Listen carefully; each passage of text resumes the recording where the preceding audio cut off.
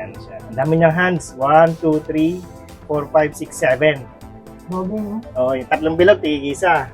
Tapos yung may pulang pang naiwan doon. Tapos Sama ito rin. yung puti. Tapos yung hour and minute. Good morning mga karelo. Medyo matagal tayong walang vlog. May nantay tayong bayan ngayon ng Tag Heuer Professional Color Blue. Ganda. Quartz Chronograph CK1112. So, since nagla-lunch pa daw sila, maigip muna tayo. Sana mabenta natin.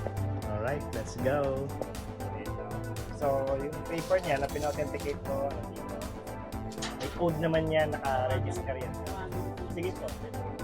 Sabi niya, Na video call. Sige po, okay lang. Okay, so mag-pilates na.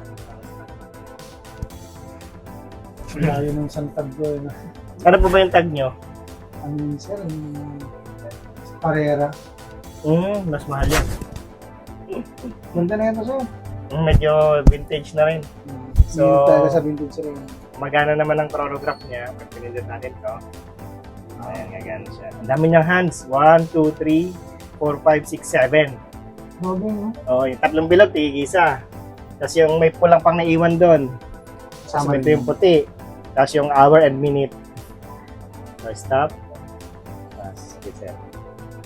So, everything gumagana naman. Ayan, ganda pa ng bezel. Sino ba mas malaki ang risk sa inyo ni Sir? Halos parehas lang kami. Halos pareho. So, pag hindi ito nagkasya sa inyo, baka di magkasya sa kanya. I-adjust niya na lang. Pero nasa pinakamaluwag na to, so spare link, dadagdag tayo.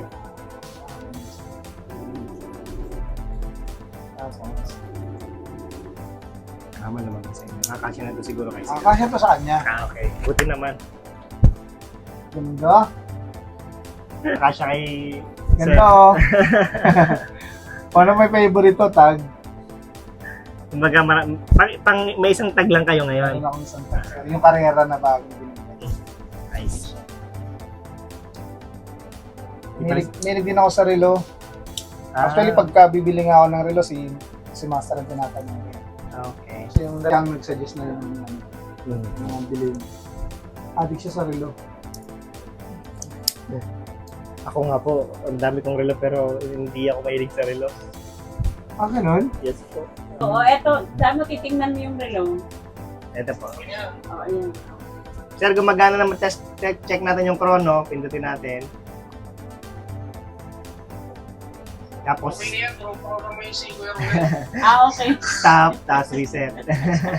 Ako kasi sabi ko, sure ka ba doon sa pupunta? Kasi hindi ako nagtatransact.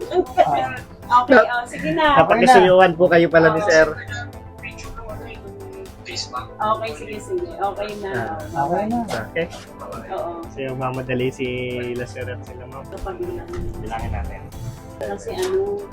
Kasi yung anak namin ka-graduate, gusto niya relo. Sabi ko, sige Ah, Dito kami usually kasi bibili. sa shop talaga ako bumibili. Okay. Hindi ako tatawa kasi parang takot-takot ako Opo, sa tao. opo. Lalo na ngayon, ang daming scammer. Ang dami kasi yung Tapos sabi scammer ko eh. sa kanya, sigurado ka ba sa pupuntahan namin? Basta pag naloko, wala akong kinalaman. Bahay ko Sabi- naman po to, kaya ano na ako, 15 years na ako nakatira dito. Tapos sabi niya sa akin, sabi ko kasi baka may iba yung nakita mo, tapos iba yung mabigay, hindi ako marunong Opo, tumingin. best Sabi ko sa possible kanya. mangyari. Tapos sabi, tsaka hindi ko yung kilala. Sabi niya, huwag ka na mag-alala. Basta gagawin mo lang pumunta at ibayad at kunin. O sige. Ah, sir, Okay, done deal. Thank you. Thank you. Thank you, done deal.